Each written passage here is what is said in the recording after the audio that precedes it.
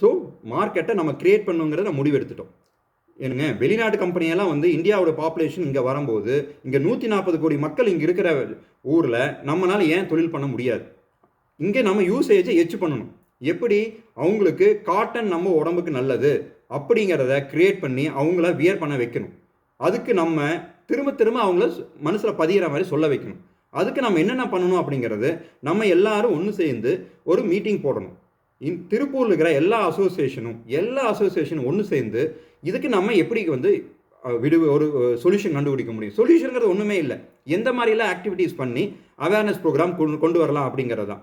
இப்போது நம்மளுடைய தொழில் கொண்டு வந்த காதர் பாய் அவர் இருக்கார். அவருடைய பிறந்த நாள் 5 மே மாதம். ஸோ சம்மரில் தான் அவர் பிறந்திருக்கார்.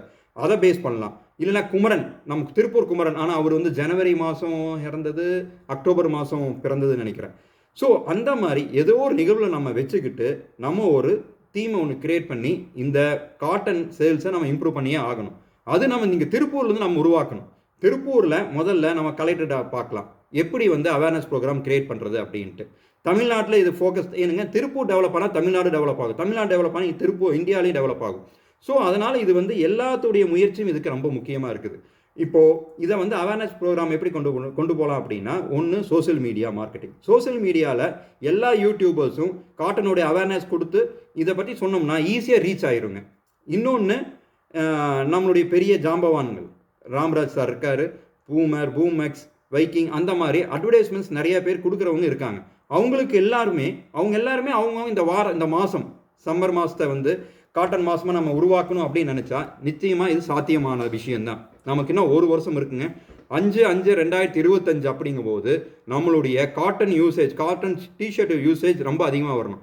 அது அதிகமாக வந்ததுன்னா இப்போது காலேஜ் போகிறவங்க, ஸ்கூல்ஸ் போகிறவங்க, இல்லை அதுக்கு அடுத்தது கம்பெனிஸ்க்கு வேலைக்கு ஐடி கம்பெனிக்கு போகிறவங்க எல்லாத்துக்கான ப்ராடக்ட் நம்ம டெவலப் பண்ணலாம். ஃபார்மலாக அதுக்கான ப்ராடக்ட். ஸோ அந்த மாதிரி ஆப்பர்ச்சுனிட்டியை நம்மளால் கிரியேட் பண்ண முடியும். இதை பற்றி நம்ம இன்னும் மற்ற பதிவில் நான் போடுறேன். இதை மறக்காமல் நீங்கள் இதை பற்றி அசை போடுங்க. இதுக்கான அடுத்த முயற்சி என்ன எடுக்கலாம் அப்படிங்கிறது எல்லாரும் சேர்ந்து ஒன்று சேர்ந்து செய்ய ஆரம்பிக்கலாங்க. தேங்க்யூ.